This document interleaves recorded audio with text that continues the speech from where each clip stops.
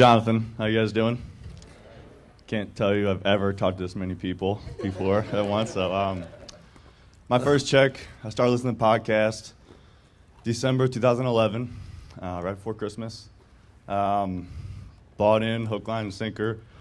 Did everything that he says to do. And in March of 2012, I got my first check.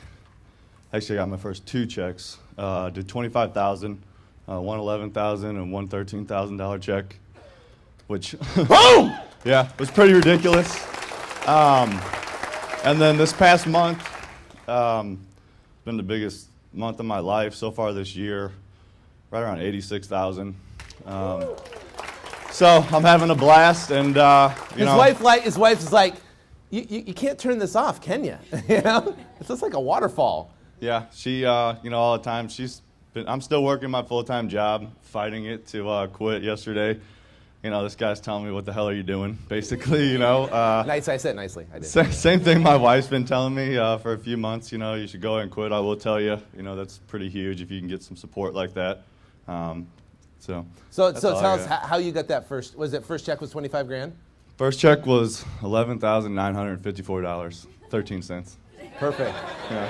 Yeah. And tell us how'd you get that? What was the process? Okay, a guy calls me. I'm at work. I have a Google Voice number. I'm listening to my voicemail. I stop working. I call him. I'm an electrician. I run jobs myself. So, right or wrong, I quit doing my day job for a few minutes and called the guy. He says, I got a house. It's my dad's house. We've just been kind of waiting to see, to the beginning of the year to get rid of it. Got your card, figured it was kind of the right time.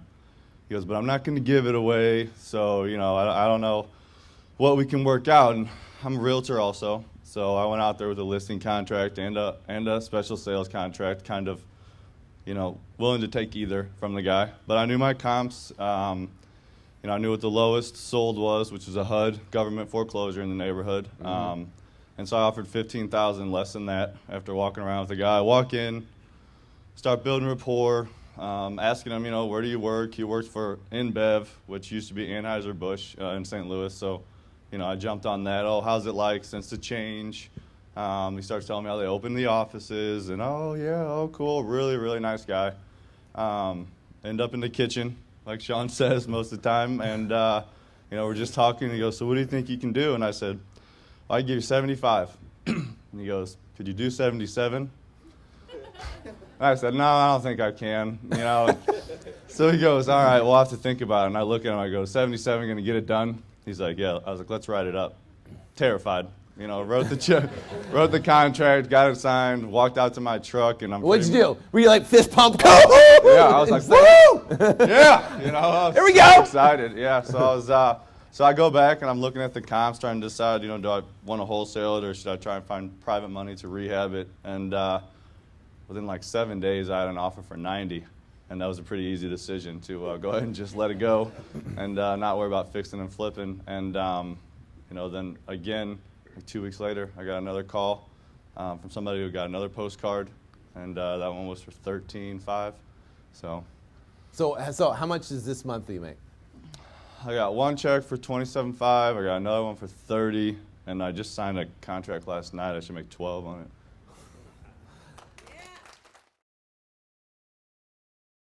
So you made 75 grand in the month wholesaling houses on a part-time basis, and your question at the VIP day was literally like, should I quit my job? Yeah, I actually came with a plan. I was going to tell Sean how to do it. I was going to tell Sean that I came up with a different plan, that I was going to buy rentals, pay for them in cash until I got enough money to cover my expenses, and then I was going to quit. And I tell the story all the time. He said, no, you're not. It's like, what do you mean? I just told you what I'm doing. Like, how are you going to tell me what I'm going to do? And he said, listen, you made more money on the side in 1 month than you made in a whole year. Imagine what that would look like if you put 100% into it. All right, I'll buy that. I said, but I want to buy rentals. I want the W-2. I want to be able to get a bank loan. He said, well, this is how you're going to do that. You're going to buy subject to, contract for deed, land contract, owner finance deals, and that's how you're going to build your portfolio. And that's how I built my portfolio and started building my portfolio. And okay, so what happened? After the event, Sunday night came, you left, and what happened on Monday? I put in my 2 weeks. Got up on stage, committed to quitting. I think it was like a 60-day or 90-day Yep. commitment. And I just woke up and I was like, I'm out. I'm done. I'm going to put 100% into this thing. I'm going to be relentless. I'm going to grind. I'm going to work as hard as I possibly can, and it's going to work. So far, it's working. Okay, so that was 2013. 13. Yep. So that's all. That was a ways ago. Now it's 2019.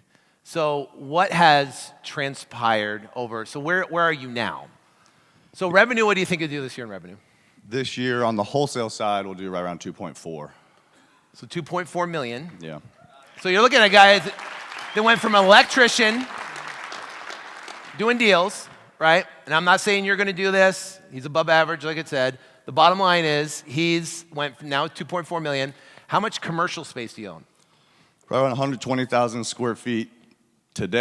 Yesterday, we just locked up a 75,000 square foot building. So that's Boom. growing quick. In VIP day, yep. Yep, that's growing quick. We're big, my partner and I are big net worth guys. So while those properties kick off a lot of cash flow, we do accelerated debt pay down.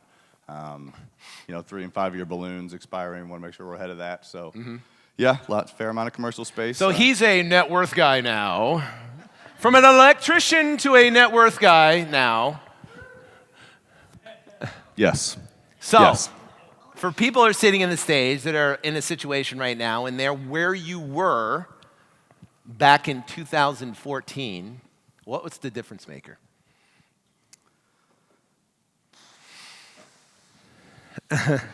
Yeah, the event, of course. I would say the commitment to never quit, to not accept failure, to be relentless. It really is what it took. I remember laying in my basement.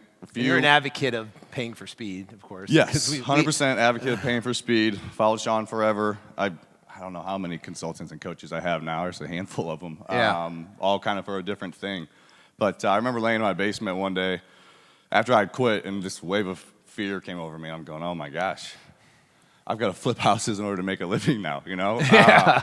And I jumped up, and I don't think I ever really laid back down since then. I do work really hard. We have a great team now. Fortunately, it's what allows me to be here, and had our office manager sending over HUDs this morning saying, these numbers look good, can I sign for you? Sure.